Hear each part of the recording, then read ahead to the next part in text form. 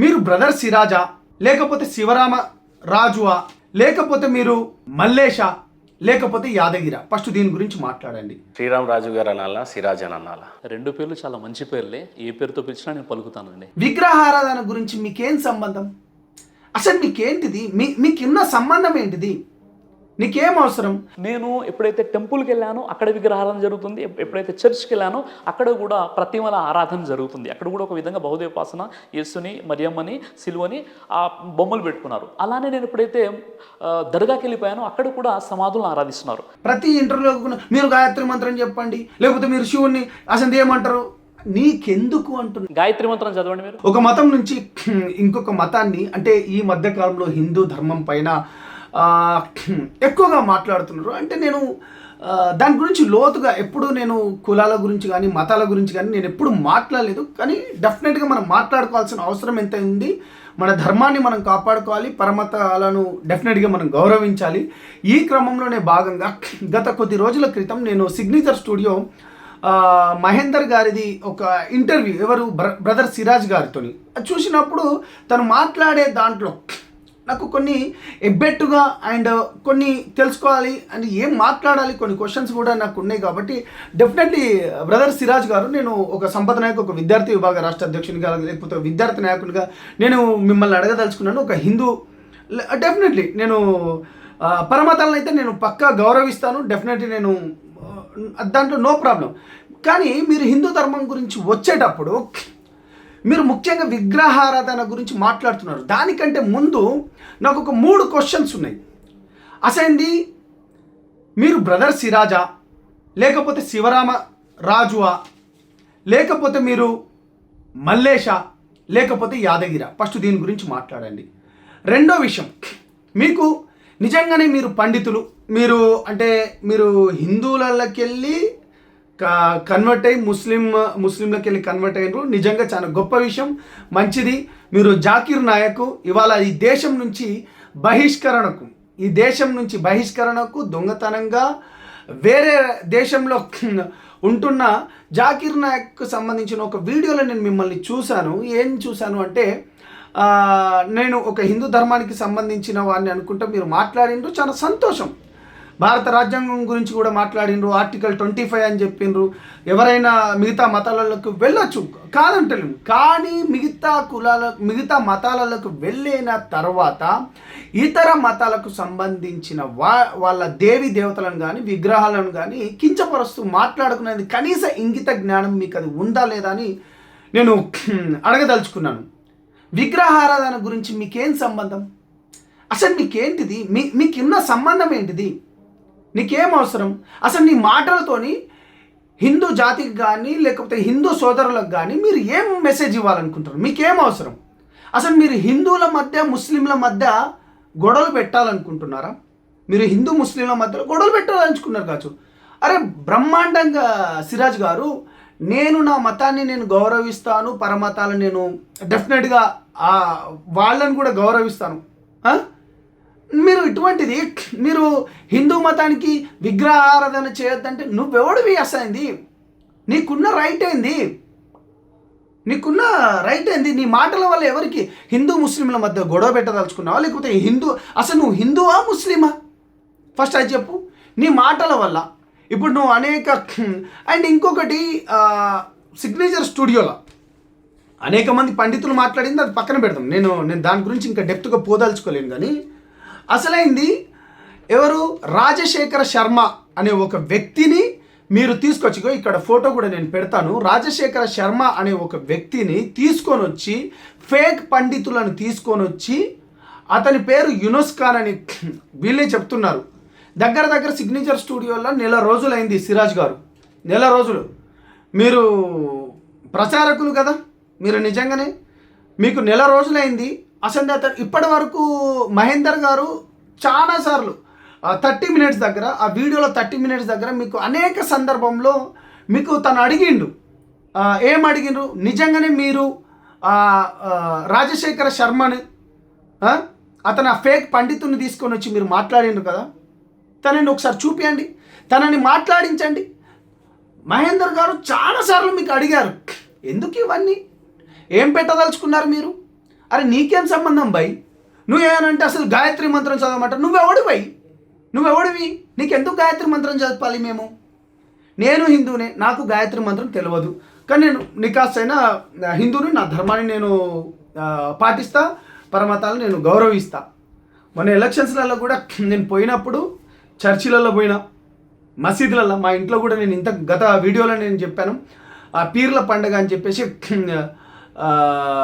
మా ఇంట్లో మా పెద్దన్నకు కూడా వస్తుందని కూడా చెప్తున్నాం. మా ఇంటి దగ్గర ఇప్పటికి కూడా మేము చెట్టుకు కూడా అది కట్టుకొని, మా అమ్మ వాళ్ళు ఎవరైతే మా అమ్మ వాళ్ళు డెఫినెట్గా అది ఉన్నారు. నీకేం సంబంధం? గాయత్రి మంత్రంతో నీకేంది, లేకపోతే శివునితోనేంది? అరే మేము ఎవరిని మొక్కితే నీకేంద్రా భయ్? నీకున్న బాధ ఏంది సిరాజ్ గారు? మీకున్న బాధ ఏంటి సిరాజ్ గారు? మీ వల్ల నిజంగా చెప్తున్నాను, ఏంటిది, నీ మాటలకు నేను హట్ అయిన అనుకో.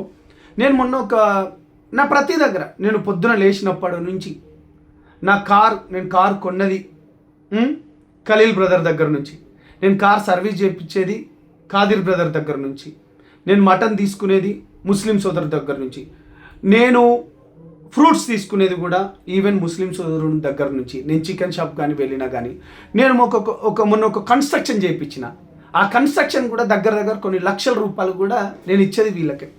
నీ మాటలకు మేము హట్ అయ్యి అసలు నువ్వు హిందువా ముస్లిమా ఫస్ట్ అది తెలుసుకో. నువ్వు నీ వీడియోలో 17 నిమిషాల దగ్గర అసలు ముస్లిం మత పెద్దలు తప్పు చేస్తున్నారు అనుకుంటానే నువ్వు మాట్లాడినావు. అసలు ఇది చెప్పట్లేదు, దేవుడు ఒక్కడే అంటున్నావు. దేవుడు ఒక్కడని చెప్పినప్పుడు అల్లాను కూడా ఈశ్వరుడిగా పిలవచ్చు అని అనుకుంటున్నావు. అసలు ఏంటిది నీ బాధ? ఏంటిది? ఈ కమ్యూనిటీల మధ్య గొడవ పెట్టాలని సృష్టించాలనుకుంటున్నావా? అండ్ ఇంకొకటి, మహేందర్ గారి ఇంటర్వ్యూలోనే మీరు చెప్పిండ్రు, ఎవరు, రాజశేఖర శర్మ గురించి, అతను ఒక గుంటూరుకు సంబంధించిన వ్యక్తి అని చెప్పేసి కూడా కొంతమంది ఫేక్ వాళ్ళని తీసుకొని వచ్చి వాళ్ళ పైన మీరు మీ భాషా ప్రావీణ్యంతో మీరు అద్భుతంగా మాట్లాడుకుంటా వాళ్ళపైన మీరు డిబేట్లో గెలిచేసినట్టు మీరు కొన్ని వీడియోలు చేస్తారు. మీరు ఎందుకు తీసుకురాలేదు ఇప్పటివరకు రాజశేఖర్ శర్మని? మీరు ఎందుకు తీసుకురాలేకపోయినరు? తనని ఎందుకు కాల్ చేయలేకపోయినరు? ఒక విద్యార్థి నాయకునిగా, ఒక అన్ని మతాలను గౌరవించే ఒక విద్యార్థి నాయకునిగా నేను మిమ్మల్ని అడగదలుచుకున్నాను, మీ ఉద్దేశం ఏమిటి? మీరు అతని ఇంటర్వ్యూలో కూడా చెప్పాడు ఏంది, నేను ఇప్పటివరకు ఇతర మతస్థులను ఈ మతస్థులకు కన్వర్ట్ చేయడం చూసినా కానీ ముస్లింలలో అది లేదు, అటువంటిది లేదు. మీరు ఇంకా లోతు అంటే ఇంకేంటి, ఆ మతాలల్లో ఆ మతాలలో నేను ఇంకా లోతుగా వెళ్ళదలుచుకోలేను. ఎప్పుడు పుట్టింది, ఏం పుట్టింది, అసలు ఈ మతం ఎప్పుడు, మీరు ఆచరిస్తున్న మతం ఎప్పుడు, క్రిస్టియానిటీ మతం ఎప్పుడు, లేకపోతే హిందూ ధర్మం ఎప్పుడు, మొహంజదారా, లేకపోతే హరప్ప నాగరికత, లేకపోతే సూర్య భగవాన్ ప్రకృతిని, నేను అక్కడ దాకా నేను పోదలుచుకోను. నీకు చెప్పాల్సిన అవసరం కూడా లేదు. ప్రతి ఇంటర్వ్యూలో మీరు గాయత్రి మంత్రం చెప్పండి, లేకపోతే మీరు శివుణ్ణి అసలు ఏమంటారు, నీకెందుకు అంటున్నా. మేము ఏ విగ్రహాలను మొక్కితే నీకెందుకు, ఏం చేస్తుంది? ఫస్ట్ నీ పైన ఉన్న ఆరోపణలు, నీ కుటుంబానికి సంబంధించి కూడా అనేక ఆరోపణలు వచ్చినాయి. మీరు ఎక్కడైతే చదువుకున్నారో, లేకపోతే మీ భువనగిరి అంటే మీరు ఈ ప్రాంతంలో ఎక్కడైతే ఉన్నారో అనేక ఆరోపణలు కూడా వచ్చినాయి. ఆ ఆరోపణల గురించి నేను అంత లోతుగా నాకు వెళ్ళాల్సిన అవసరం కూడా లేదు. నా ధర్మాన్ని నేను పాటిస్తా, మిగతా ధర్మాలను నేను గౌరవిస్తా. మిస్టర్ గౌరవనీయులైన సిరాజ్ గారు, మా హిందూ ధర్మం గురించి మీకు అవసరం లేదు, మా దేవీ దేవతల గురించి కూడా నీకు అవసరం లేదు. ఒళ్ళు జాగ్రత్తగా పెట్టుకొని డెఫినెట్గా చెప్తున్నాం. మీరు సిగ్నేచర్ స్టూడియోలో వచ్చేటప్పుడు కూడా తనకి మహేందర్ గారికి ఇంటర్వ్యూ ఇచ్చారు. ఇంటర్వ్యూ ఇచ్చిన తర్వాత కూడా మళ్ళీ ఆ ఇంటర్వ్యూని తీసేయమని చెప్పారట. ఆ ఇంటర్వ్యూని తీసేయమని ఫేక్ పండితులను పెట్టుకొని వస్తారు. అసలు మీరు ఏ మతస్థులకో, మీరు ఐదర్ అటా లేకపోతే ఇటా, ఫస్ట్ మీరు తెలుసుకోండి. ముఖ్యంగా మీ ఇళ్ళల్లో ఎవరైతే ఉన్నారో, మీ తండ్రి గారి పేరు రామాంజనేయులు, లేకపోతే తల్లి గారి పేరు చంద్రకళ అన్నారు, ఇప్పటికీ వాళ్ళు విగ్రహ ఆరాధన చేస్తారు అని అంటున్నారు కదా. మీకు నిజంగా చిత్తశుద్ధి ఉంటే వాళ్ళని మార్చండి. కొడుకుగా, తల్లిదండ్రులుగా వాళ్ళు ఎంత బాధపడుతుండ్రు. మిగతా నేను చెప్పలేను, కానీ నా ధర్మం గురించి వచ్చినావు కాబట్టి డెఫినెట్గా చెప్తున్నాను సిరాజ్ గారు, విగ్రహారాధన చేసుకుంటా లేకపోతే మిగతా చేసుకుంటా నీకు అనవసరం. గాయత్రి మంత్రం చదువుతా నేను ఎవరికి చెప్పుకోవాలనో నా మనసుకు నేను చెప్పుకుంటే సరిపోద్ది, అంతే తప్పిస్తే కానీ మీ ప్రవచనాలతోని హిందూ ముస్లింల మధ్యలో చిచ్చు పెట్టాలని చూడకు. డెఫినెట్గా చెప్తున్నాం, ఈ దేశం ముందే 1947 కంటే ముందే ఏదైతే ఉందో పాకిస్తాన్ భారతదేశం ఎట్లా విడిపోయిందో అనేది కూడా అందరికీ తెలిసిన విషయమే. మత ప్రామాణికంగా లేకపోతే ఏ విధంగా విడిపోయింది అనేది కూడా అందరికి తెలిసిందే. నేను అక్కడి దాకా నేను వెళ్ళదలుచుకోలేను, నాకు అవసరం లేదు. కానీ మీకు వచ్చి రాని, మీకు తెలిసి తెలియని దానితోని ధర్మాల జోలికి వెళ్ళకండి. మీరు డెఫినెట్గా నా సోదర కమ్యూనిటీకి ఏదైతే మతంలోకి వెళ్ళినరో వెళ్ళండి, బాజాప్తగా మొక్కుకోండి. ఆ కమ్యూనిటీకి సంబంధించిన వాళ్ళను మీరు ఉత్తేజపరచండి. దాంట్లోనే ఆ కమ్యూనిటీకి సంబంధించిన మత గురువులే కొంతమంది నీ పైన ఇదే సిగ్నేచర్ స్టూడియోలోకి వచ్చి నీ పైన అనేక రకాల మాటలు అంటున్నారు. ఫస్ట్ దానిపైన మాట్లాడండి సిరాజ్ గారు. కోర్స్ నీకు నాకు అంటే జనసేన పార్టీకి సంబంధించి కూడా ఒక విందులో కూడా మీరు వచ్చిండ్రు, నేను కాదనుకుంటలేను. నేను డెఫినెట్గా ఇఫ్తార్ విందులు మేము కూడా ఇచ్చినాం. మేము విందు వచ్చినప్పుడు కూడా మీరు కూడా పవన్ అన్న గురించి కూడా గొప్పగా చెప్పిండ్రు, నేను కాదంటలేను. హిందూ ధర్మాల జోలికి రావద్దు బ్రదర్. మీ ధర్మం ఏదైతుందో హిందూ ధర్మంలోకి వెళ్ళి ఆ ధర్మంలోకి పోయినారు కదా, ఆ ధర్మం గురించి మీరు గొప్పగా చెప్పుకోండి, బాధ లేదు. కానీ ఇతర మతాలలోకి వెళ్ళేటప్పుడు మాట్లాడేటప్పుడు కొంచెం జాగ్రత్తగా ఉండాలి. మీరు కూడా సిగ్నేచర్ స్టూడియోలో అడిగిన ఎవరైతే ఉన్నారో, మీరు గొప్ప పండితులు అంటున్నారు కదా, ఆ రాజశేఖర శర్మ గారిని ఇప్పటికీ తీసుకురాలేదు, అలియాస్ యూనస్ ఖాన్ కూడా అంటున్నారు. అది చెప్పాల్సిన అవసరం కూడా ఉన్నది కాబట్టి నేను ఇదొక్కటి మీకు చెప్పదలుచుకున్నాను. ఇకనైనా కులాల మధ్య మతాల మధ్య చిచ్చు పెట్టరని నేను అనుకుంటూ, ఇప్పటికైనా మీరు నేను చెప్పింది ఏదైతే ఉందో ఆ రాజశేఖర శర్మ గారిని బయట తీసుకురావాల్సిందిగా కోరుతున్నాను. Thank you brother. వేదాల ప్రకారంగా, బైబిల్ ప్రకారంగా, ఖురాన్ ప్రకారంగా పుట్టించినటువంటి దైవాన్ని ఆరాధించేటటువంటి వ్యక్తులు ఎవరైనా ఉన్నారు అంటే ఈ మసీద్లో ఆరాధించేవారే. కాబట్టి నేను ఆ మసీద్తో కనెక్ట్ అయిపోయాను. కానీ నాకెవరు కూడా మెయిన్ ఏంటంటే ఇస్లాం సందేశం ఎవరు ఇవ్వలేదండి. నాకు ఎవరు నన్ను కన్వర్ట్ అవ్వండి అని చెప్పలేదు. ఇప్పుడు కూడా నేను కన్వర్ట్ అవ్వలేదు, నేను రివర్ట్ అయ్యాను. అంటే సనాతన ధర్మం, ఏ ధర్మం అయితే వేదాలలో బోధించడం జరిగిందో, ఏ ధర్మం అయితే బైబిల్లో బోధించడం జరిగిందో, ఏ ధర్మం అయితే ప్రవక్త ముహమ్మద్ సల్లల్లాహు అలైహి వసల్లం వారికి ఖురాన్ రూపంలో ఇవ్వడం జరిగిందో, ఆ ధర్మాన్ని నేను తెలుసుకున్నాను. అంటే నేను రివర్ట్ అయిన తర్వాత నేను కన్వర్ట్ అవ్వలేదు. మరో విషయం ఏంటంటే ముస్లిం చాలామంది ఫ్రెండ్స్ ఉన్నారు, కానీ ఏ ముస్లిం నాకు ఇస్లాం గురించి చెప్పలేదు, ఏ మసీద్ వాళ్ళు కూడా నాకు ఇస్లాం గురించి చెప్పలేదు, ఎవరు కూడా నన్ను కన్వర్ట్ అవ్వండి అని చెప్పలేదు. స్వచ్ఛందంగా నాలో వచ్చినటువంటి కొన్ని ప్రశ్నలకు జవాబుగా నేను ఇస్లాం ధర్మానికి ఆకర్షిత అవ్వడం జరిగిందనమాట. సో ప్రధానంగా చెప్పడానికి సాక్ష్యం ఏముంది అని అంటే, మీ దగ్గర వేదాలలో చెప్పినటువంటి దేవుడు ఒక్కడే ఉన్నాడని చెప్పాడు, బైబిల్లో కూడా అదే చెప్పారు, ఖురాన్లో అదే చెప్పారు. కాకపోతే అక్కడ విగ్రహారాధన జరుగుతుంది, ఇక్కడ ఫోటోలు సిలువలు ఉన్నాయి, ఇక్కడ దేవుడు అనేవాడు నాకు కనిపించలేదు మసీద్లో. కరెక్ట్గా ఏ రకంగా అయితే నేను అనుకున్నానో దేవుడిని అదే రకంగా ఆరాధన జరుగుతుంది, కాబట్టి నేను మతం మారాను అని అంటున్నారు. అంతేగాని లేఖనాలలో కానీ ఏదైనా అధ్యయనాల్లో కానీ ఎక్కడైనా మిమ్మల్ని బాగా అట్రాక్ట్ చేసి మీ సాక్ష్యాన్ని చాలా ప్రాపర్గా లాంచ్ చేయాలి అని అంటే మీరేం చెప్తారు? సరే, ఇప్పుడు నేను మళ్ళీ అదే చెప్తున్నాను, నేను ఇక్కడ మత మార్పిడి చేసుకోలేదు. నేను సనాతన ధర్మంలోనే ఉన్నాను. ఏ ధర్మం అయితే వేదాల ప్రకారంగా, ఏ ధర్మం అయితే బైబిల్ ప్రకారంగా, ఏ ధర్మం అయితే ఖురాన్ ప్రకారంగా, అంటే ఏ దేవుడైతే ఆది నుండి కూడా ప్రవక్తలకు ఇస్తున్నటువంటి ధర్మం ఉందో ఆ ధర్మాన్ని నేను తెలుసుకున్నాను. అంటే నేను రివర్ట్ అయ్యాను తర్వాత తప్ప నేను కన్వర్ట్ అవ్వలేదు. సో మీ సాక్ష్యం కేవలం విగ్రహారాలను చూశాను ఇక్కడ చూడలేదు అనేదే సాక్ష్యమా? కరెక్ట్గా ఏమైనా మర్చిపోతున్నారా? ఒకసారి క్రాస్ చెక్ చేసుకోండి. సరే, ఇప్పుడు ఇస్లాం ధర్మాన్ని మీరు ఎందుకు యాక్సెప్ట్ చేస్తారంటే 1,00,000 కారణాలు ఉండవచ్చు. అందులో ప్రధానమైనటువంటి ఒక కారణం చెప్పాను. ఇస్లాం ధర్మంలో ముఖ్యంగా నేను ప్రారంభంలో నేను చూసిన విషయం ఏంటంటే, ఇక్కడ ఇస్లాం ధర్మంలో రాజు అయినా, రైతు అయినా, ధనవంతుడైనా, పేదవాడైనా ఒకే వరుసలో నిలబడి నమాజ్ చదువుతాడు. ఎలాంటి తారతమ్యాలు ఉండవు. అదేవిధంగా ఒకే కంచంలో అందరూ కూర్చొని భోజనం చేస్తారు. మస్జిద్లో నమాజ్ చదివేటప్పుడు అందరూ కూడా భుజానికి భుజం, పాదానికి పాదం కలిపి మస్జిద్లో నిలబడి నమాజ్ చదువుకుంటారు. అక్కడ కూడా ఎలాంటి వ్యత్యాసం అనేది మీకు కనబడదు. ఎలాంటి కులాలు, ఎలాంటి అక్కడ తారతమ్యాలు, విభేదాలు, భేదాలు అనేవి ఇస్లాంలో ఎక్కడ కూడా కనిపించవు అనమాట. అందరూ మానవులంతా సమానమే. తర్వాత నమాజ్ చేసేటువంటి విధానం ఏదైతే ఉందో చాలా అద్భుతమైనటువంటి విధానం. మనల్ని పుట్టించినటువంటి దైవాన్ని రోజుకు 5 పూటల ఆరాధించేటటువంటి విధానం, ఇవన్నీ కూడా చాలా అద్భుతమైనటువంటి విధానాలు ఇక్కడ మనకు ఇస్లాం ధర్మంలో కనిపిస్తున్నాయి. శ్రీరామరాజు అని మీ ఒరిజినల్ పేరు, ఇప్పుడు సిరాజ్గా మారారు అని అనుకుందాం. మీ అమ్మ నాన్నల పేరేంటప్పుడు? సార్ మా నాన్న పేరు శ్రీరామాంజనేయులు, మా అమ్మ పేరు చంద్రకళ. వాళ్ళు ఇప్పుడు కూడా వాళ్ళు ఫాలో అవుతున్నారు. నేను తెలుసుకున్నటువంటి ధర్మాన్ని నేను ఫాలో అవుతున్నాను. కాబట్టి ఇప్పుడు నా ఫ్రెండ్స్ ఎవరైతే ఉన్నారో, మా మదర్ ఎవరైతే ఉన్నారో అందరు కూడా నన్ను రాజు అని పిలుస్తారు. నేను పలుకుతాను. సరే, బాహ్య ప్రపంచానికి ఏమున్నా మీ ప్రొఫెషనల్ ప్రపంచానికి వచ్చేసరికి మీకంటూ కొన్ని ఐడి ప్రూఫ్లు కేటాయించబడతాయి. సో మీరు ఏ మతాన్ని సూచిస్తూ మీ సర్టిఫికెట్స్ని తయారు చేస్తున్నారు? ఇస్లాంలో మీ పేరు సిరాజ్ ఉంటే మరి అమ్మ నాన్నల పేరు అదే ఉంచారా, మార్చారా? అదే పేర్లు ఉన్నాయండి. ఖచ్చితంగా యాక్సెప్ట్ చేస్తారా? అలా ఎక్కడైనా ఎక్కడ ఆపలేదా? ఏదైనా వీసా దగ్గర, ఫ్లైట్ టికెట్స్ దగ్గర అలా మీకు పేర్లు అలాంటి ప్రాబ్లం ఏం లేదు. ఓకే, అవే పేర్లు ఉన్నాయి. సో ఇప్పటికీ వాళ్ళు అదే ఉన్నారు కాబట్టి మీరు ఎప్పుడేమో ఇస్లాంని స్వీకరించారు. కాసేపు అంతే అనుకుందాం, మీరు సనాతన ధర్మం అనండి, నేను ఇస్లామీ అని అంటాను. సో ఇప్పుడు అమ్మ నాన్నలు అనేది హిందూగానే ఉన్నారు ఇంకా స్టిల్. సో వాళ్ళు నరకానికి వెళ్తారు కదండి మరి. వాళ్ళు ఏకదేవ ఆరాధన అంటే ఇప్పుడు మా మదర్ అయినా ఫాదర్ అయినా ఏకదేవ ఆరాధన, పుట్టించినటువంటి దైవాన్ని వాళ్ళు ఆరాధిస్తున్నారు.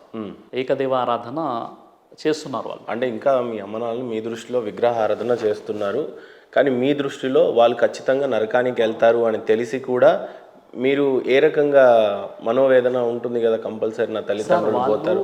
ఇక్కడ మహమ్మద్ ప్రవక్త పీస్ ఆఫ్ ఆన్ హిమ్, ఈయనని నమ్మకపోతే ఖచ్చితంగా నరకానికి వెళ్తారు అనేది రాస్తుంది ఖురాన్లో. ఈయన ద్వారానే ఉంటుంది అనేది కూడా కొన్నిసార్లు ఉంటుంది ఖురాన్లో.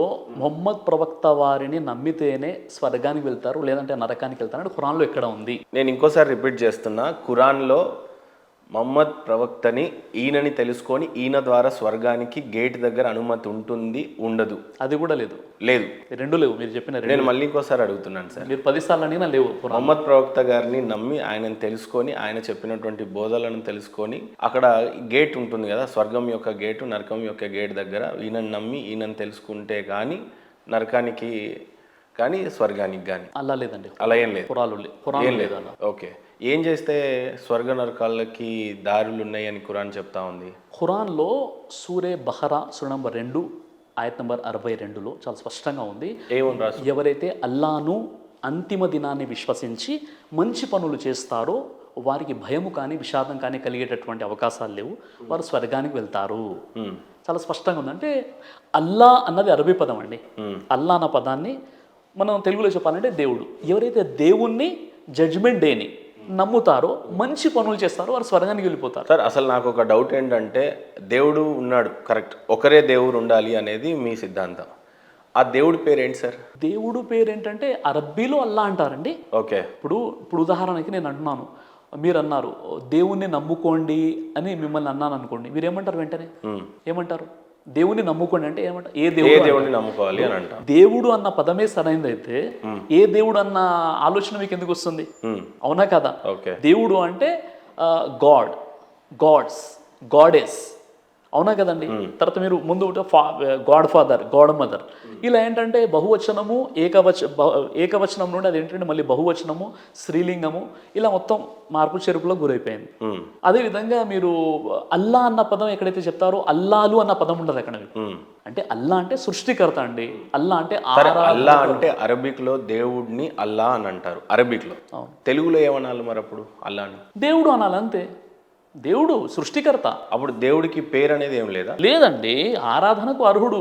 అరబ్బుల్లో వాళ్ళు అల్లా, అరబ్బులో అంటే అరబ్బు దేశంలో ఖురాన్ అవతరించింది. అల్లా అనే పదానికి అర్థము ఆరాధనకి అర్హుడు. ఆరాధనకు అర్హుడు అంటే ఆయన ఒక దేవుడు, మనం ఆరాధిస్తే ఆరాధనకి ఆయన అర్హుడుగా ఉన్నాడు. సో మనం అరబిక్ లో అల్లా అని అంటున్నాం, తెలుగులో దేవుడు అంటే సరిపోతుంది. సర్వేశ్వరుడు, ఈశ్వరుడు, అల్లా ఇలా ఏం చెప్పడానికి లేదు. సర్వేశ్వరుడు అంటే సర్వనియామకుడు. అదేవిధంగా అల్లా అంటే సర్వేశ్వరుడు అని అంటే ఎవరు మీ దృష్టిలో? సర్వానికి ఈశ్వరుడు అనేది నా ఉద్దేశం. అవునండి. మీ ఉద్దేశంలో ఏంటి సర్వేశ్వరుడు? అంతే అనమాట, మీరు చెప్పిన విషయమే. సర్వేశ్వరుడు అంటే సమస్త నియామకుడు, ఈశ్వర్ అంటే నియామకుడు, సమస్త నియామకుడు.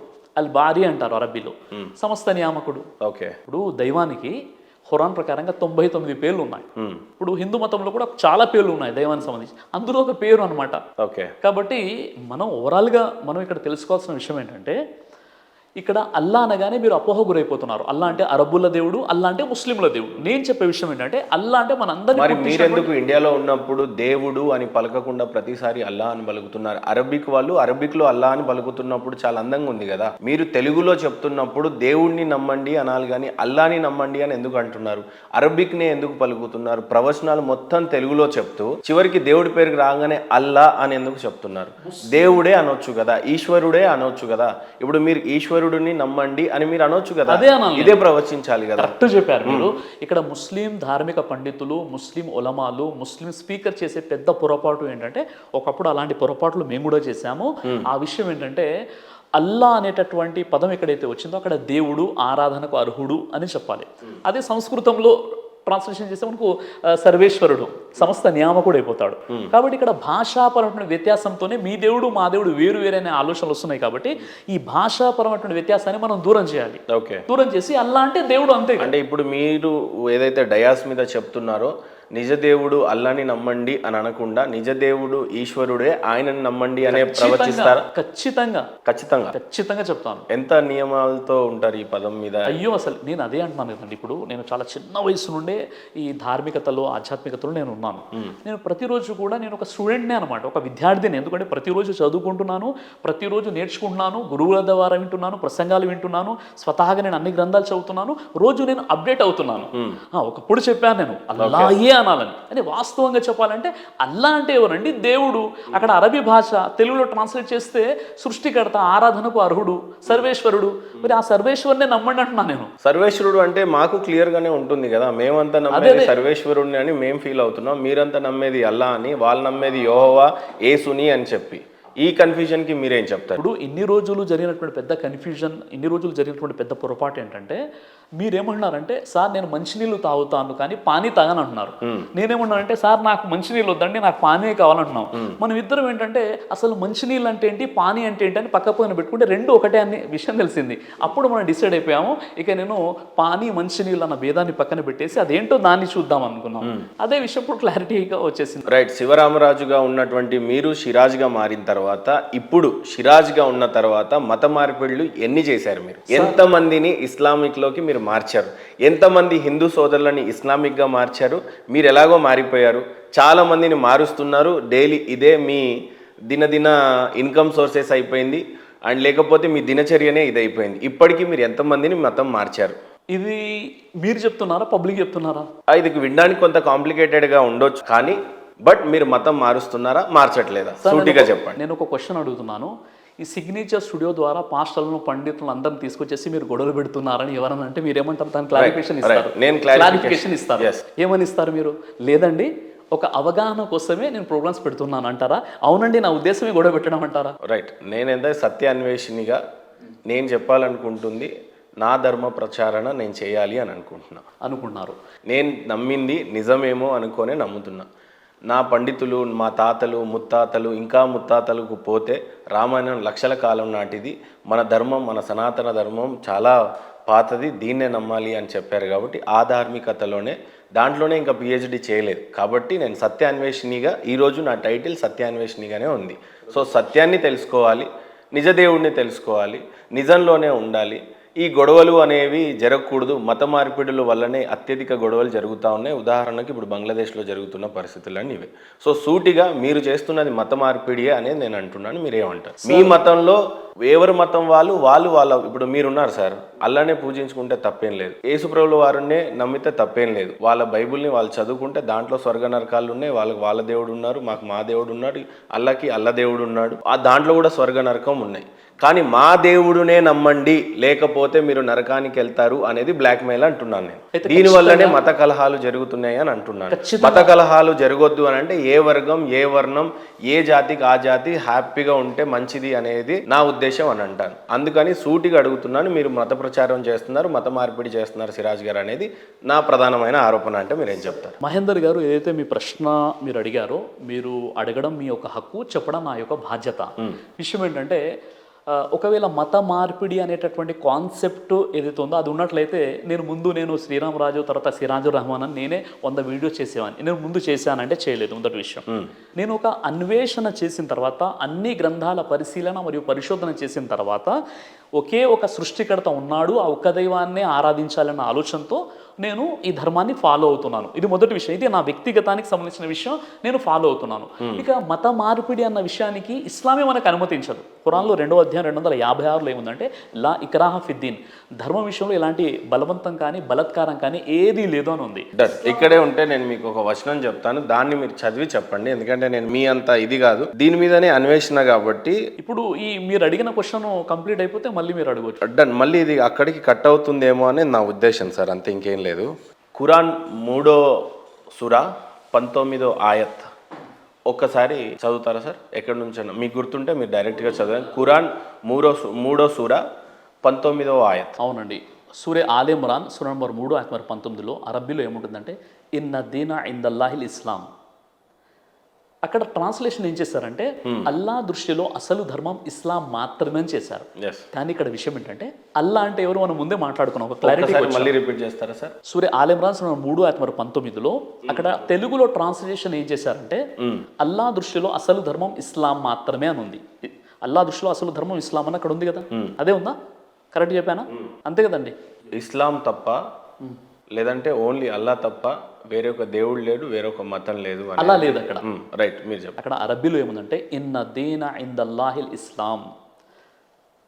దీని యొక్క కరెక్ట్ ట్రాన్స్లేషన్ ఏంటంటే సృష్టికర్త అయిన దైవం దృష్టిలో దేవుడు పంపిన ధర్మమే నిజమైన ధర్మం. ఇది ట్రాన్స్లేషన్. దేవుడి దృష్టిలో ఇస్లాం తప్ప వేరొక మతం లేదు, వేరొక ఇది లేదు, దేవుడు లేడు అనేటట్టుగా.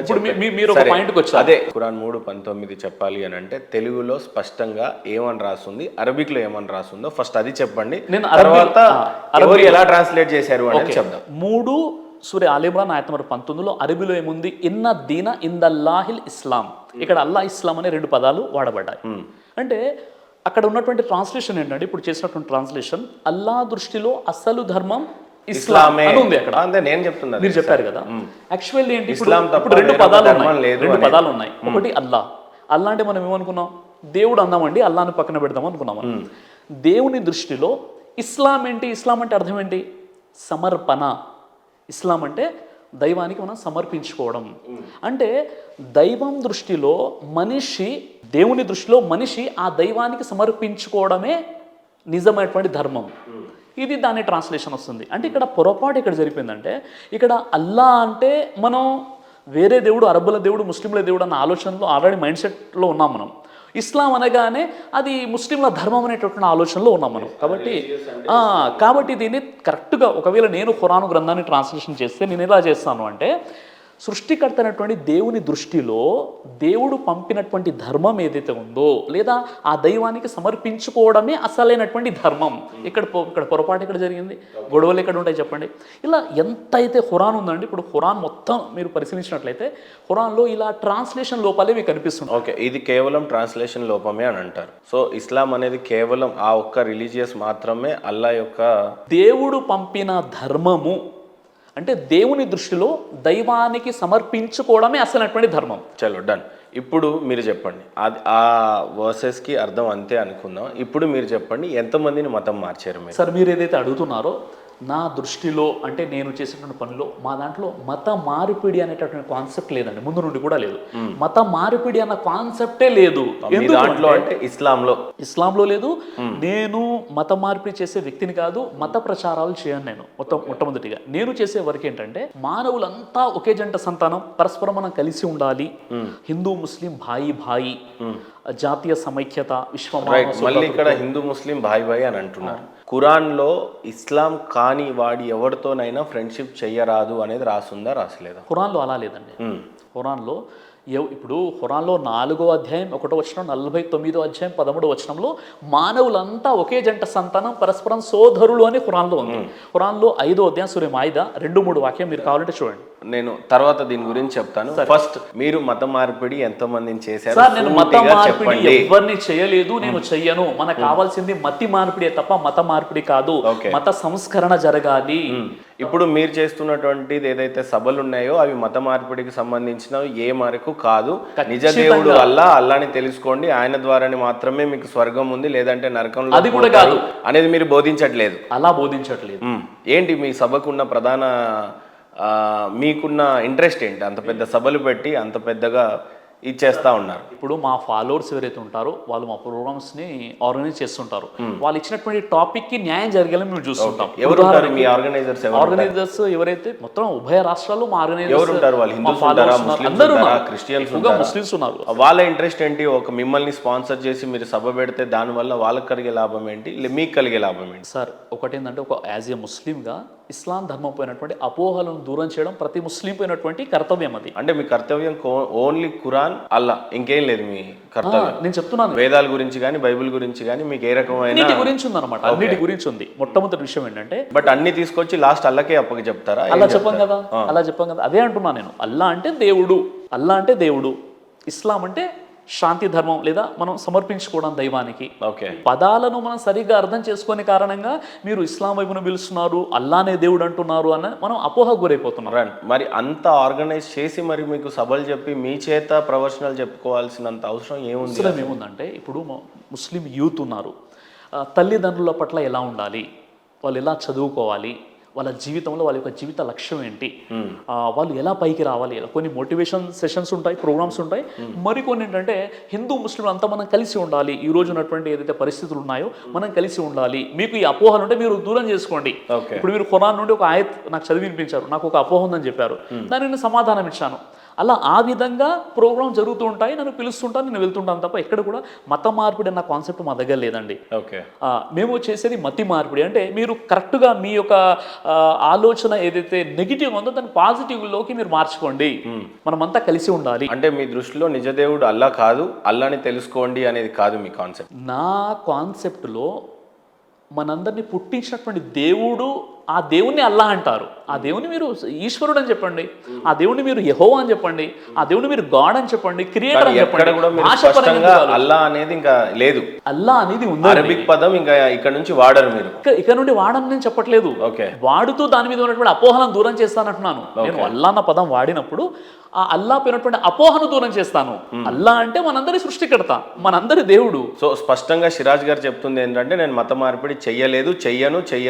నాకు అవసరం లేదు. మత మార్పిడి కాదండి, మత సంస్కరణ అవసరము, మతి మార్పిడి జరగాలి తప్ప మత మార్పిడి అవసరం లేదు మన భారతదేశంలో. సో మీరు మత మార్పిడి అనేది చేయలేదనే చాలా స్పష్టంగా చెప్తున్నారు మీరు. ఖచ్చితంగా మీ మోటో ఎట్టి పరిస్థితుల్లో ఇస్లాం ధర్మాన్ని స్వీకరించండి అనేది కానే కాదు, అసలు మనుషులంతా ఒకటే అని చెప్పాలనేదే మీ కాన్సెప్ట్. మెసేజ్ నిజ దేవుడు ఒక్కడే అని, ఆ ఒక్కడినే ఆరాధించాలి మనం అంతా, ఆయన పేరు దేవుడు అంతే. కేవలం ఒక్క దేవుణ్ణి ఆరాధించాలి, ఆ ఒక్క దేవుడు అన్న కాన్సెప్ట్ కాదండి. మనం మంచి పనులు చేయాలి, సత్కార్యాలు చేయాలి, సమాజంలో ఒక భారత పౌరుడిగా మనం ఎలా ఉండాలి, మన బాధ్యతలు ఏంటి, పొరుగువాడు ఆకలిగా ఉంటే తాను మాత్రం కడుపు నిండా భుజిస్తే ఆ వ్యక్తి విశ్వాసీ కాడు అని ప్రవక్త ముహమ్మద్ సల్లల్లాహు అలైహి వసల్లం చెప్పారు. మరి ఎందుకు బయట సిరాజ్ గారు తన స్వార్థం కోసం దొంగ పాస్టర్లని, దొంగ పంతులని తీసుకొచ్చి వాళ్ళకు వేషధారణ వేసి ముస్లిం సోదరులకే పండితుల వేషం వేసి ఆయననే ఓడిపోయేలా చేసి మీకు నచ్చినటువంటి ప్రశ్నలు వేదాల్లో నుంచి తీసుకొని ఆయన ఏదో ఓడిపోయి మీకేదో శిరస్సు వంచి నమస్కారం తెలియజేస్తూ సిరాజ్ గారు ఇది నిజమే అని చెప్పి దొంగ పండితులను సృష్టించారు అనేది మీ మీద ప్రధానమైన ఆరోపణ వస్తూ ఉంది. రీసెంట్గా పండిత్ గారు కూడా మీ గురించి ఇదే ప్రధానంగా ఆరోపించారు. ఆయన ఏదో ఒక రాష్ట్రానికి చెందినటువంటి వ్యక్తి, ఆయన ఇక్కడికి వచ్చాడు, నన్ను సిరాజ్ గారు డబ్బులు ఇచ్చి ఈ రకమైన వేషం వేశారు అనే రకమైనట్టుగా మీ మీద వాదనలు చేశారు. మరి దానికి మీరు ఏ రకంగా సమర్థించుకుంటారు? ఇప్పుడు ప్రధానంగా సంతోష్ ఘనపాటి గారికి సంబంధించినటువంటి ఒక విషయాన్ని మనం తెర మీదకి తీసుకొచ్చాము. అదేంటంటే నాకు సంబంధించినటువంటి కరెక్ట్గా హోంవర్క్ చేయకుండా, నా గురించి తెలుసుకోకుండా, ఈయన ముస్లింగా ఉండి హిందూ పేరుతో ప్రశ్నలు అడిగి హిందూ సమాజాన్ని మోసం చేస్తున్నాడు అని నిజంగా పాపం ఆయన మోసపోయాడు. ఆయన నన్ను ఏం చెప్పాడు, ఈయన ఒక పెద్ద కామెడియన్ చెప్పాడు. కానీ ఇప్పుడు నిజంగా ఇవి నా సాక్ష్యం విన్న తర్వాత ఇప్పుడు కామెడియన్ ఎవరన్నది మీరు నిర్ణయించాలి. రెండో విషయం ఏంటంటే ఆయన మీకు ఏం చెప్పారు అంటే ఈయన ఫేక్ పండితులతో ఈయన డిబేట్ చేస్తుంటారని చెప్పారు. అసలు ఆ విషయం కూడా తెలుసుకోవాలి కదండి. ఇస్లాంలో ఒక విషయం ఉందండి, వహూలు కౌలన్ సదిదా, సత్యం చెప్పండి, సత్యంపై స్థిరంగా ఉండండి, దేవుని సహాయం మీకు ఉంటుంది, అబద్ధం చెప్పాల్సిన అవసరం మాకు లేదు. ఇప్పుడు చూడండి ఆయన ఏదైతే ఆరోపణ చేశారో ఈయన సిరాజ్ గారి సభలలో హిందూ పండితుల వేషాలు వేసుకొని వస్తారు, వాళ్ళు ముస్లింలే అయి ఉంటారు.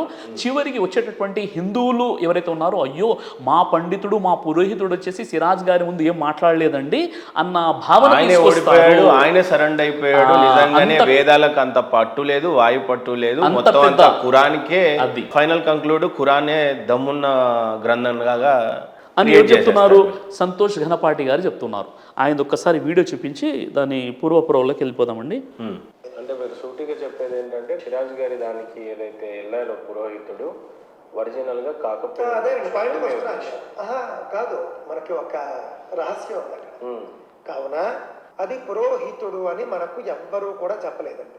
ఏ బ్రాహ్మణ సంఘాల వాళ్ళకు తెలియదు, ఏ పురోహిత సంఘాల వాళ్ళకి తెలియదు, ఏ పురోహితుడు కూడా ఇతను నాకు పరిచితుడు అని చెప్పలేదు. అక్కడతో అతను పురోహితుడు కాదని అర్థమైపోయింది కదండి. నేను గతంలో సిరాజ్ రెహమాన్ గురించి కొన్ని రీల్స్ చేసినప్పుడు చాలా మంది కామెంట్లు చేశారు. ఆ కామెంట్లలో ఇతని ఫోటో పెట్టి చాలా మంది ఇతను అది యూనస్ ఖాన్ అనేటటువంటి పేరు ఉన్నటువంటి ముస్లిమే, వీడు గుంటూరులో ఉంటాడు, ఆ బ్రాహ్మణ వేషంలో వచ్చిన పురోహితుడు యూనస్ ఖాన్ అనే ముస్లిమే, అతనికే పురోహితుడు వేషం వేసి ఇలా అడిగించారు. సరే, ఇప్పుడు ఇది ఎంత అజ్ఞానపూరితమైనటువంటి విషయం అంటే, కానీ అక్కడ సంతోష్ ఘనపాటి గారు ఇంకో వర్డ్ వాడతారు. నేను అధ్యయనం చేసి సిరాజ్ గారి గురించి చెప్పినటువంటి విషయం కాదు ఇది, నేను చేసిన రీల్స్లలో కింద షార్ట్స్లో ఆయన ఫోటో పెట్టి ఈ వ్యక్తి గుంటూరుకు చెందిన వ్యక్తి, ఇతని పేరు యూనస్ ఖాన్, ఈయన పండితుడు కాదు, సిరాజ్ గారి నన్ను ఫేక్ గా సృష్టించి ఈ రకమైనటువంటి తెరలేపారు. అయినప్పుడు కూడా ఒక ఆరోపణ వచ్చినప్పుడు, ఒక సందేహం వ్యక్తం చేసినప్పుడు ఆ విషయాన్ని మీరు చెప్పేటప్పుడు క్రాస్ చెక్ చేసుకోవాలి. క్రాస్ చెక్ చేసుకోలేదంటే మీ మనసులో ఆ మాట ఉందని మీరు ఆ విషయాన్ని బలంగా నమ్ముతున్నారని. కేవలం మీ దగ్గర కాదండి, వేరే ఇంటర్వ్యూ ఛానల్లో కూడా, వేరే దగ్గర ఛానల్లో కూడా ఇంటర్వ్యూ ఇస్తూ ఇదే విషయాన్ని చెప్పారు ఆయన. ఈ విషయాన్ని చూడండి ఒకసారి మీరు. అయితే యూనస్ ఖాన్ అనే వ్యక్తిని పండితుగా మార్చి మీరు చేసినటువంటిది అది భాగవతమే బయట పెట్టినట్టుగా కనపడతా ఉంది. మరి అలా ఉంది. దానికి మీరు ఏ రకంగా వాస్తవంగా చెప్పాలంటే చూడండి, ఇది పోస్టర్, ఇది ఇక్కడ మీరు చూడొచ్చు, వాస్తవ దైవ భావన. డేట్ ఎప్పుడు ఉందండి ఇందులో? ఓకే, డేట్ కనిపిస్తుందా మీకు? రైట్, 15/11/2014. 2014 డిబేట్ ఎక్కడ జరిగింది? ఇది రీసెర్చ్ హైదరాబాద్ లో రెడ్ రోజ్ గార్డెన్ లో జరిగింది అనమాట. రెడ్ రోజ్ ప్యాలెస్ బిసైడ్ హజ్ హౌస్ పబ్లిక్ గార్డెన్ దగ్గర. ఇది 2014లో జరిగినటువంటి ఒక డిబేట్ అనమాట. యూనస్ ఖాన్ అనే చెప్పేటువంటి అది ఒకటేనా మీరు చూడండి, గురించేనా?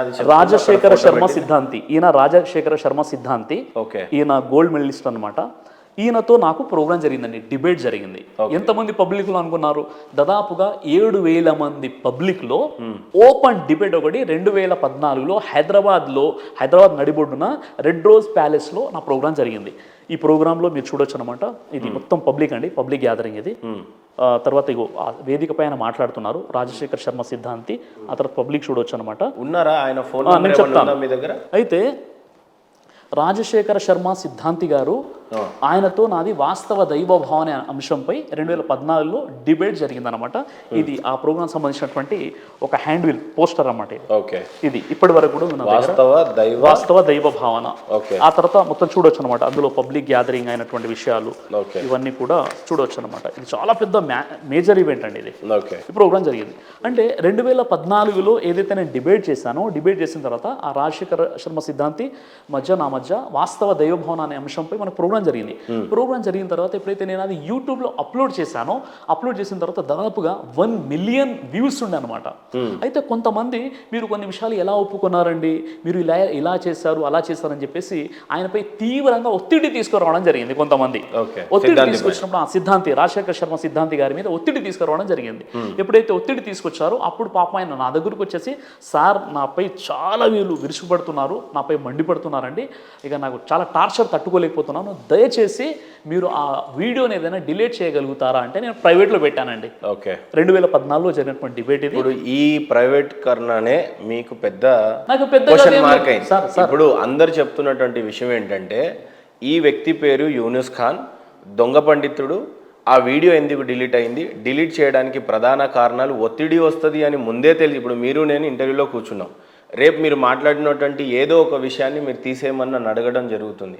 కానీ మన ఛానల్ ఒక క్రెడిబిలిటీ దెబ్బతింటుంది, సిరాజ్ గారికి కూడా దెబ్బతింటుంది అని మనం తీయలేకపోయాం. ఒక చిన్న విషయం సో మీరు అంత పెద్ద వీడియో 1 మిలియన్, మీరు 7,000 మంది మీ ఎదురుగా కూర్చున్న వీడియోని డిలీట్ చేయడం వెనకాల ఈయన దొంగ పండితుడే అనేది ప్రధానమైన కారణంగా నేను మీతో డిబేట్ చెప్తే మీరు ఏం చెప్తారు? అసలు మీ దగ్గర ఈ పండిత్ యొక్క నంబర్ ఉందా? క్లియర్ నా క్వశ్చన్.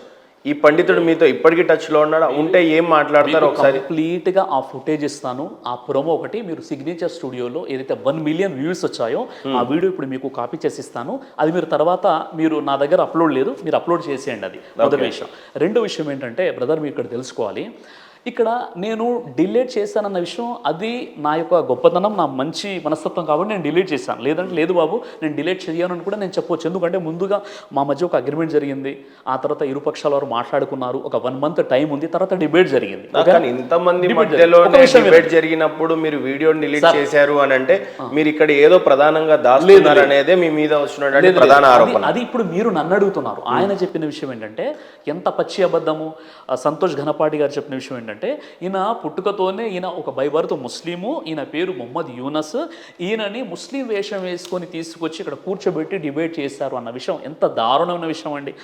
డిలీట్ ఎందుకు చేశారంటే ఖచ్చితమైనటువంటి ఆన్సర్ నా దగ్గర ఉంది, నేను ఎప్పుడైనా అప్లోడ్ చేసుకోవచ్చు, అది ఇప్పుడు కూడా అప్లోడ్ చేసుకోవచ్చు, మీకు వీడియో వేయడానికి నేను సిద్ధంగా ఉన్నాను. కానీ ఎలాంటి పూర్వపరాలు తెలుసుకోకుండా, దాని బ్యాక్గ్రౌండ్ ఏంటో తెలుసుకోకుండా ఒక హిందువుకి ముస్లిం వేషం వేసుకొచ్చి ఆయన పేరు మొహమ్మద్ యూనస్ తీసుకొచ్చారు, ఇలాంటి వేషాలు ఇంకా చాలా వేస్తూ ఉంటారు అని మీ ఛానల్లో కాదు ఇంకా 2-3 ఛానళ్ళు కూడా ఆయన ఇంటర్వ్యూ ఇచ్చారు. అంటే నేను చెప్తున్నాను ఒక విషయము, ఒక స్కాలర్ పొజిషన్లో ఉండి ముఖం తెలియకుండా ఆయన పండిత సామ్రాజ్యంలో ఎవరికి తెలియదంట. ఎవరు మీరు చెప్తున్నటువంటి పండిత్ 2014 వాళ్ళ వేద పాఠశాలలో కానీ ఎక్కడో కానీ వాళ్ళకు పరిచయాలు ఉంటాయంట, ఎక్కడ లేవు అంట, దొరకలేదు. ఒక విషయం ఏంటంటే ఇంకోటి యూనుస్ ఖాన్ అని చెప్పేసి ఆయన కమెంట్ రూపంలో తెలియజేశారు ఈ వ్యక్తి గుంటూరుకి సంబంధించిన వ్యక్తి అని.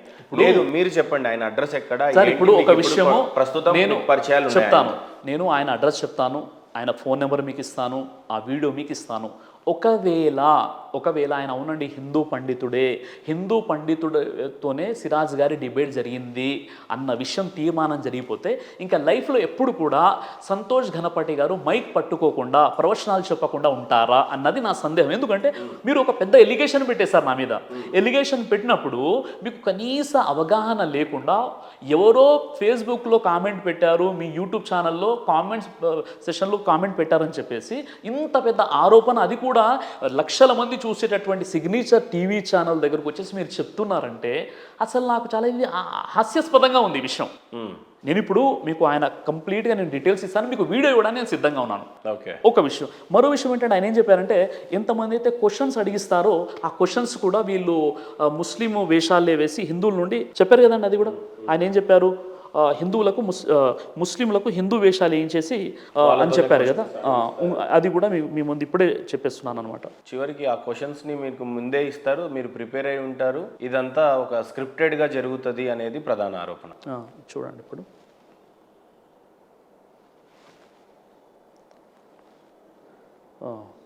ఇది చూడండి బ్రదర్, ఇక్కడ ఇది ప్రోగ్రామ్ ఎప్పుడు జరిగిందండి, డేట్ చూడండి. ఓకే 2014 2014లో ఈ ప్రోగ్రామ్ జరిగింది. ఇది కరీంనగర్లో జరిగింది. మహాప్రవక్త మొహమ్మద్ సల్లాం టాపిక్ అనమాట. ఇది 10,000 మంది గ్యాదరింగ్లో జరిగిన ప్రోగ్రామ్ ఇది. ఈ ప్రోగ్రామ్ యొక్క పబ్లిక్ చూడండి, ఇక్కడ ఏమన్నాడు ఈయన స్వామీజీ, అంటే స్వామీజీ వేషం వేసుకొని ఉన్నారు. ఓకేనా, ఇది పబ్లిక్ చెప్తాను, ఇది పబ్లిక్. ఇది చూడండి ఒక విషయం, ఇది చూడండి. ఈయన ఎవరో నాకు తెలియదండి, జమ్మికుంట నుండి వచ్చాడు. ఈయన వచ్చేసి మా ప్రోగ్రామ్ ఎలా ఉంటుందంటే ప్రోగ్రామ్ టైంకి మేము వెళ్తాము, మిగతా మా ఆర్గనైజర్స్ మొత్తం కూడా చూసుకుంటారు ప్రోగ్రామ్. ఆ స్టేజ్ మీద కనీసం ఈయన నేను కలవలేదు, అంటే కిందికి వచ్చి నేను కలవలేదు. ఈయన పబ్లిక్లో నుండి ఒక క్వశ్చన్ వేశారు నాకు. క్వశ్చన్ వేసి నాకు ఉన్నటువంటి జ్ఞానంలో నేను సమాధానం చెప్పాను. ఆ తర్వాత వేదికపై వచ్చేసి ఆయన ఖురాన్ తీసుకోవడం జరిగింది. ఆయన మీ వేదికపై పిలిచాము, అంతవరకే తప్ప ఆయన ఎవరో నాకు తెలియదు. ఈ వ్యక్తిని, హిందూగా ఉన్నటువంటి వ్యక్తిని ముస్లింగా వేషం వేసి మీరు తీసుకొచ్చారు అన్న ఆరోపణ ఏదైతే ఉందో, ఇప్పుడు ఈ వ్యక్తికి సంబంధించి ఇక్కడ పక్కన ఉన్నారు కదా, ఈయన పక్కన ఉన్నటువంటి వ్యక్తి పేరు జమీలో ఏదో ఉందండి, వీళ్ళ ఇంటి దగ్గర ఉంటారు జమ్మికుంటలో ఆయన.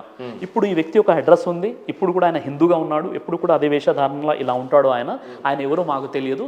ఈ విషయం చూపించి సంతోష్ ఘనపాటి గారు అంటే ఒక ముస్లింకి హిందూ వేషం వేయించేసి సిరాజుర్ రహమాన్ సభలో ఆయన ఇలా క్వశ్చన్ అడిగిస్తాడు అని చెప్పడం ఎంత అజ్ఞానం, ఎంత అవివేకంతో కూడుకున్న విషయం. ఇప్పుడు యూట్యూబ్లో కూడా ఉందన్నమాట ఇది.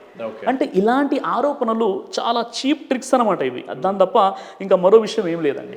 దీనికి సంబంధించి ఏంటంటే ఇలా ఎంతమంది అయితే మా ప్రోగ్రామ్స్లో వస్తారో, కొంతమంది అయ్యప్ప మాల ధరించి క్వశ్చన్ అడుగుతారు, దుర్గామాత మాల ధరించి క్వశ్చన్ అడుగుతారు, కొందరు పండితుల వేషంలో వచ్చేసి మమ్మల్ని క్వశ్చన్ అడుగుతారు. ఎవరు క్వశ్చన్ అడిగినా ఓపెన్ Q&A సెషన్ ఉంటుందన్నమాట. మీరు కూడా అదే వేషం అంటున్నారు ఇప్పుడు.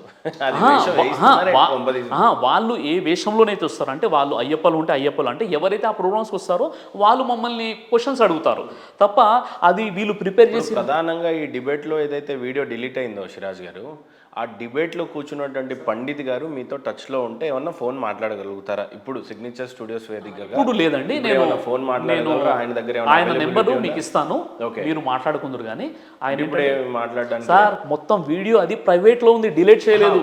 ఒక విషయం వినండి, నిజంగా మీకు టచ్ లో ఉంటే మాట్లాడడానికి ఎందుకు? ఈ వీడియో కొన్ని వేల మంది దగ్గర ఉంది. మా ప్రాబ్లం వీడియో కూడా కాదు సార్. ఇప్పుడు ఆ పండితుడు నంబర్ ఉంటే మాట్లాడడానికి ఏముంది? మహేంద్ర ఈ ప్రశ్న అడిగాడు లైవ్ లో, నన్ను ఈ పండితుడు సంతోష్ ఘనపాటి గారు ప్రధానమైన ఆరోపణ చేసింది ఏంటంటే ఆ వ్యక్తి ఒరిజినల్ కాదని. ఆ డిబేట్ లో కూర్చున్నటువంటి పండితుడు ఒరిజినల్ కాదని. ఇప్పుడు ఆ పండితుడికి ఒక ఫోన్ చేసేస్తే ఈ డిబేట్ అయిపోతుందేమో అని నా ఉద్దేశం. అది లేదు, ఇప్పుడు మీ దగ్గర మొత్తం కంప్లీట్ వీడియో ఉందండి. ఆ వీడియో మీరు ఇక్కడ వీడియో గురించి కూడా కాదు సిరాజ్ భాయ్, నాకు అర్థమైంది ఆ విషయం ఏంటి. ఆయన వస్తారు, మీ ఛానల్కి వస్తారు ఆయన. నేను చెప్తాను, మీ ఛానల్కి వచ్చిన తర్వాత మీరు ఆయనతో ఇంటర్వ్యూ తీసుకుందరు. కానీ మీరు ఇంటర్వ్యూ తీసుకోండి. ఇప్పుడు సార్ ఆ వీడియో డిలీట్ చేయలేదు, ప్రైవేట్లో ఉంది. కొన్ని వేల మంది ఆల్రెడీ ఆ వీడియో చూస్తారు. కొన్ని వేల మంది దగ్గర ఆ వీడియో క్యాసెట్స్ ఉన్నాయి. అది కొత్త విషయం ఏం కాదు. హైదరాబాద్ నడిబొడ్డున నాంపల్లిలో జరిగినటువంటి డిబేట్ అది. వాస్తవ దైవభావన అంశం అది. 7,000 మంది పబ్లిక్లో జరిగిన ప్రోగ్రామ్ అది. అలాంటి ప్రోగ్రామ్ గురించి పూర్వపురాలు తెలుసుకోకుండా ఆయన వేషాలు వేసి తీసుకొస్తారన్నది ఆయన అజ్ఞానంపైనే వదిలేస్తున్నాను. రైట్. ఇప్పుడు మీరు ఏదైతే ఇస్లాం మతాన్ని స్వీకరించారో ఆ టైంలో ఏ రకమైన, ఇప్పుడు చాలామంది బైబిల్ని అనుసరించిన వాళ్ళు ఎప్పుడైతే క్రిస్టియన్గా మారుతారో బాప్తిసం ఇచ్చి మారుస్తారు, లేదంటే కలిమని పట్టించి చేయిస్తారు అని అంటారు. మీరు ఏ రకంగా మారారు? మీ మతాన్ని స్వీకరించినప్పుడు ఇస్లాంని ఏ రకంగా మారారు? ఫార్మాలిటీస్ ఏం చేశారు మీరు? మారడం అంటే ఏముండదు సార్ ఇక్కడ. మారడం అంటే ఇప్పుడు మీరు నా వేషధారణ చూసి బహుశా ఇలా అడగవచ్చు అనమాట. ఇప్పుడు ఉదాహరణకి సంతోష్ ఘనపాటి గారికి తలలో ఒక పిలక ఉంటుంది, ఉంటుందా? ఆయన వస్త్రధారణ వేరుగా ఉంటుంది. అలా సాధారణ హిందువులంతా కూడా ఆ స్థితిలోనే ఉంటారా? ఉండరు కదా. ఇప్పుడు మీరు ఒక హిందూ, ఆయన ఒక హిందూ, మీ వేషాధారణ వేరు, ఆయన వేషాధారణ వేరు. ఆయన అంటే ఒక స్కాలర్ పొజిషన్లో ఉన్నాడు. ఇప్పుడు నేను సమాజంలో ఒక స్కాలర్ పొజిషన్లో ఉన్నాను కాబట్టి నేను క్యాప్ ధరిస్తాను, గడ్డం పెట్టుకుంటాను. కానీ ఎక్కడ కూడా ఇస్లాంలో మీరు గడ్డం ఉంటేనే స్వర్గంలోకి వెళ్తారు, క్యాప్ ధరిస్తేనే మీ నమాజ్ అంగీకరించబడుతుందని ఎక్కడ కూడా ఇస్లాం ధర్మంలో చెప్పడం జరగలేదు.